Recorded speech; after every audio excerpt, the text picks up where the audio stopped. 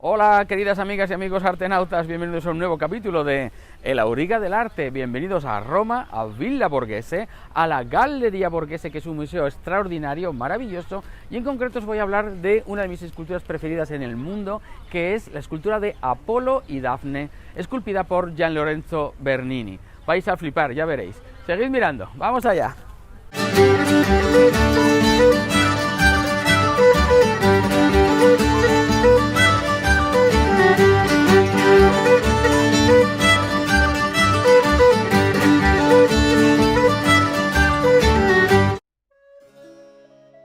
La escultura que vamos a ver forma parte de un conjunto de obras maravillosas que un joven Bernini, que tenía apenas unos 23 años al principio, realizó por encargo del cardenal Scipione Borghese, un mecenas muy sagaz que supo ver el talento creciente del joven artista para su villa campestre, la actual Galleria Borghese, donde aún hoy se encuentran, porque están en el mismo sitio para el que fueron creadas.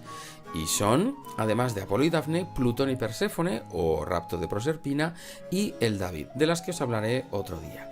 Esculturas que supusieron una auténtica revolución artística e iniciaron un nuevo capítulo en la historia de la escultura. Pero vamos con Apolo y Dafne. Chicas, chicos, observad qué maravilla. Esta es una de las esculturas más extraordinarias de toda la historia. Es un alarde de virtuosismo de Bernini. Representa el momento en que Apolo, que había recibido una especie de maldición por parte de Cupido, Apolo se había reído de Cupido porque su arco y su flecha no hacían nada, y él, para vengarse, le clavó una flecha de oro que le hacía enamorarse de la primera mujer que viese, mientras que a Dafne, que era la ninfa más hermosa del Olimpo, de la naturaleza, pues le clavó una flecha de plomo que le hacía rechazar cualquier propuesta amorosa. Ocurrió lo que tenía que ocurrir. Apolo la vio, se quedó inmediatamente enamorado de ella. Ella, que lo rechazó, pues huyó, y Apolo pues comenzó a perseguirla en una carrera frenética. Cuando estaba a punto de alcanzarla, Dafne, que había pedido ayuda a su padre el río Peneo o a su madre la tierra, pues sufrió esta metamorfosis que cuenta Ovidio. Se convierte en laurel, en árbol. Y este es el momento en que Apolo descubre pues que algo ha salido mal y que ella pues se está convirtiendo en otra cosa. La composición es perfecta, es bellísima. Apolo está todavía corriendo, como se le ve todavía por esa especie de inercia en el ropaje que le cubre. Está ya tocando a Dafne con su mano, después lo veremos en otro ángulo, pero su rostro denota que está descubriendo que algo no va bien. Al mismo tiempo, Dafne, que se vio acometida por un espasmo, está todavía, no sé si podéis distinguirlo, con el pelo que le vuela todavía por la inercia de la súbita detención, porque ella se ha detenido ahí en su carrera.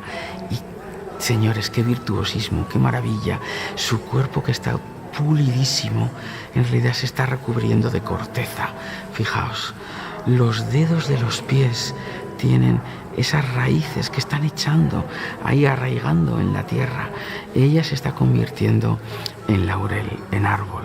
Observad por aquí la mano que estaba abrazando el cuerpo de Dafne, pero que en realidad ya lo que está tocando es la dura corteza.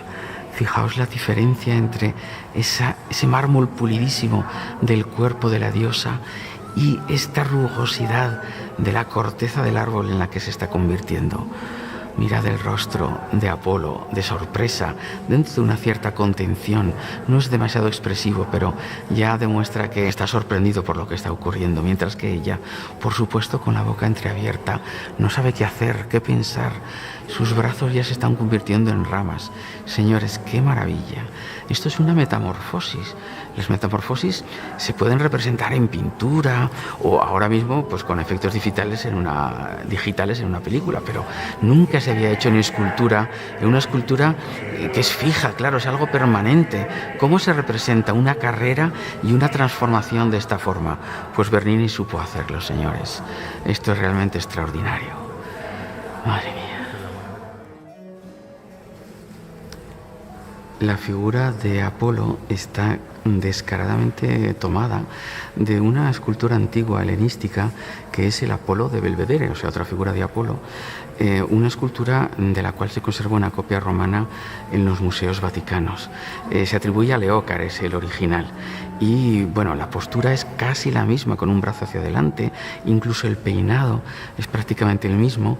Lo que pasa aquí, Bernini, que siempre, digamos que bebe de las fuentes clásicas, pues aquí ha reutilizado esa figura dándole un nuevo sentido. Frente a ese Apolo que era un héroe con su arco, aquí vemos a este Apolo que, como decíamos, ha terminado bruscamente la carrera porque ha alcanzado a Dafne y observa con cierto estupor lo que está ocurriendo. Ese peinado, como digo, es propio de la escultura griega helenística y el cuerpo, incluso la propia disposición, es muy parecida. Él todavía estaba corriendo, si os fijáis, está con una gracia increíble, con esos ropajes que todavía están ondeando al viento, con ese brazo hacia atrás, pero su cuerpo ya y su rostro pues denotan que algo ha ocurrido y él está intentando comprender qué es.